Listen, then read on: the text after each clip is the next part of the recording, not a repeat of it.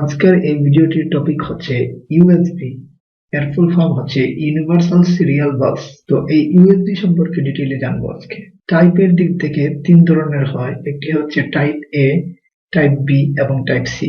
Type A B C হচ্ছে এর USB এর গঠনগত দিক থেকে, এবং ইউএসবির কতগুলো ভার্সন আছে, ভার্সন 1, ভার্সন 2, যে আপনারা দেখতে পাচ্ছেন ফার্স্ট ইউএসবি যে ভার্সনটি তৈরি হয়েছিল সেটি 1996 সালে ভার্সন 1, ভার্সন 2, তারপর ভার্সন 3, ভার্সন 3.1, 3.2, তো 4.0 উইকিপিডিয়া থেকে আমরা এগুলো দেখতে পাচ্ছি।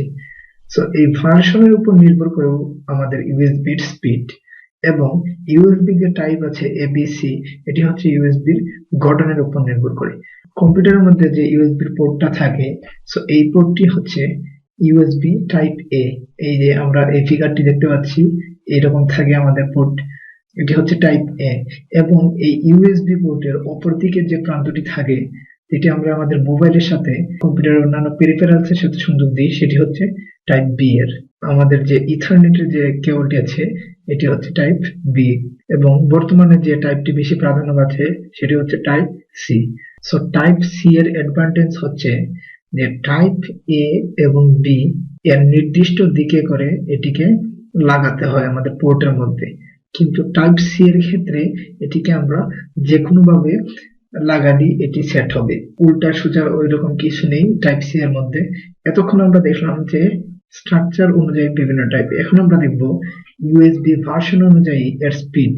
সো ইউএসবি ভার্সন 1 এর মধ্যে আমরা দেখতে পাচ্ছি লো স্পিড 1.5 এবং হাই স্পিড সর্বোচ্চ স্পিড পাবে 12 MB পার সেকেন্ড। এক সেকেন্ডে 12 MB পর্যন্ত এটি ডাটা ট্রান্সফার করতে পারবে, এবং ভার্সন 2 তে সর্বোচ্চ 480 MB পার সেকেন্ড, এক সেকেন্ডে 480 পর্যন্ত সর্বোচ্চ ডাটা ট্রান্সফার করতে পারবে, এবং 3 তে 5 GB, এক সেকেন্ডে 5 GB পর্যন্ত ডাটা ট্রান্সফার করতে হবে। এই ধরনের যে ইউএসবি, এটিকে বলে সুপার স্পিড, এবং সুপার স্পিড প্লাস হচ্ছে 3.1 ইউএসবি ভার্সন। এটি 10 GB পর্যন্ত ডাটা এক সেকেন্ডে ট্রান্সফার করতে পারে। তো আমরা যে ইউএসবিটি নেব, কিংবা আমরা যদি পেন ড্রাইভ কিনি, কেনার ক্ষেত্রে আমরা কিভাবে বুঝবো যে এটি ইউএসবি 2 অথবা ইউএসবি 3?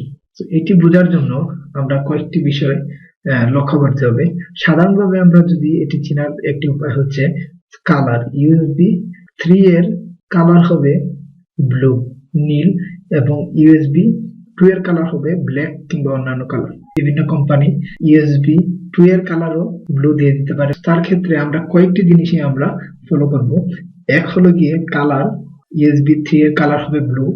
2 হচ্ছে এর সিম্বল।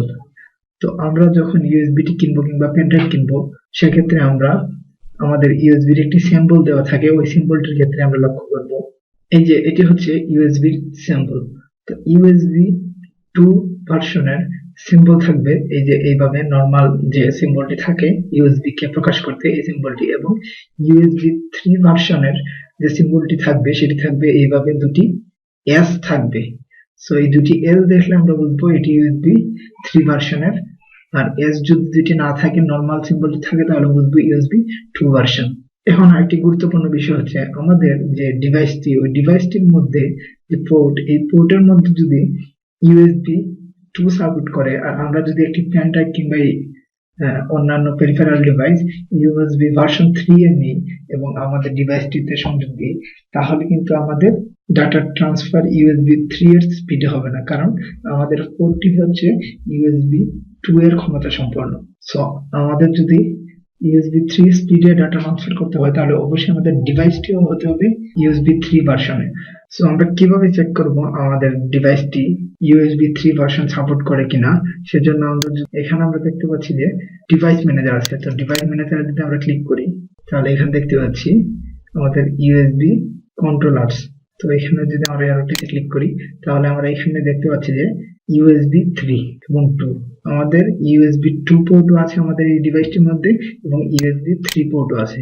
সো আমরা এখান থেকে আমরা যেভাবে ইউএসবি 3 পোর্ট চিহ্নিত করি, একটু আগে যে ওয়াইগুলা বলেছি, এই ওয়াইগুলা দ্বারা আমি বের করে নেব যে আমার কম্পিউটার কোন পোর্টটি ইউএসবি 3 ভার্সন সাপোর্টেড। এখানে যদি এই পোর্টটিতে আমরা যদি ইউএসবি 3 সাপোর্টেড পেন ড্রাইভটি কানেক্ট করি, তাহলে আমাদের ডাটা ট্রান্সফার হবে ইউএসবি 3 এর স্পিডে।